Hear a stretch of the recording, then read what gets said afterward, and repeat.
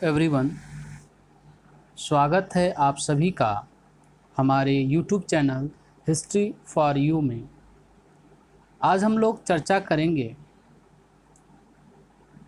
निरंकुशतावादी विचारधारा के। इस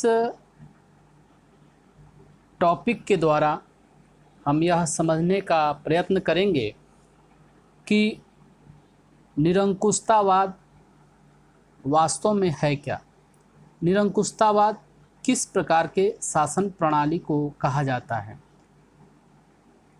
तो शब्दों के दृष्टिकोण से यदि देखा जाए तो निरंकुशतावाद 3 शब्दों से मिलकर बना हुआ है, जिसमें सबसे पहला है निर, दूसरा है अंकुश और तीसरा है वाद। निर का अर्थ होता है बिना, अंकुश का अर्थ होता है रोक टोक और वाद का अर्थ होता है विचारधारा, अर्थात ऐसी विचारधारा जिस पर किसी प्रकार का कोई रोक टोक न हो, निरंकुशतावादी विचारधारा कहलाती है। एक ऐसी सत्ता जिस पर किसी प्रकार का कोई रोक टोक न हो, निरंकुशतावाद कहलाता है।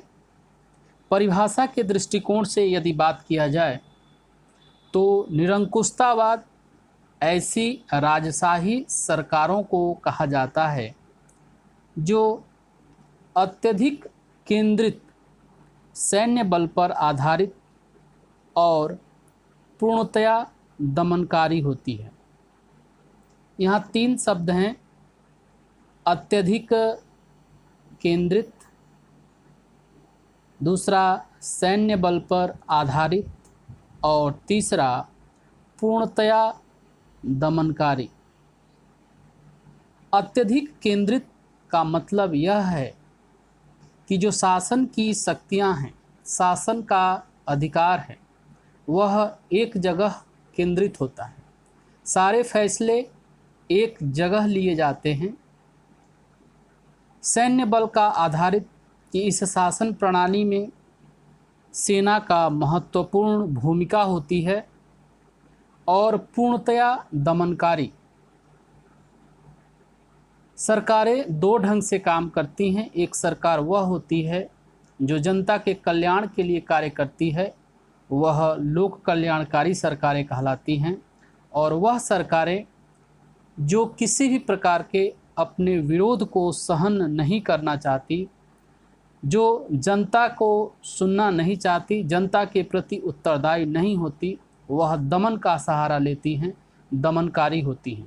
इस तरह निरंकुशतावादी शासन प्रणाली एक ऐसी शासन प्रणाली है, एक ऐसी राजशाही सरकारें हैं जो निरंकुश होती है, जो अत्यधिक केंद्रित सैन्य बल पर आधारित होती हैं और पूर्णतया दमनकारी होती हैं। उदाहरण के तौर पर देखें तो फ्रांस में लुई 16वां का शासन, रूस में जार निकोलस द्वितीय का शासन और जर्मनी में हिटलर का शासन इस निरंकुशतावादी शासन प्रणाली के प्रमुख उदाहरण हैं। परीक्षा में यह प्रश्न 2 अंक में पूछा जाता है कि निरंकुशतावाद किसे कहते हैं, निरंकुशतावादी शासन प्रणाली को परिभाषित करें। तो निरंकुशतावादी शासन प्रणाली की परिभाषा में हम यही लिखेंगे, ऐसी राजशाही सरकारें जो अत्यधिक केंद्रित सैन्य बल पर आधारित और पूर्णतया दमनकारी होती हैं, निरंकुश सरकारें कहलाती हैं।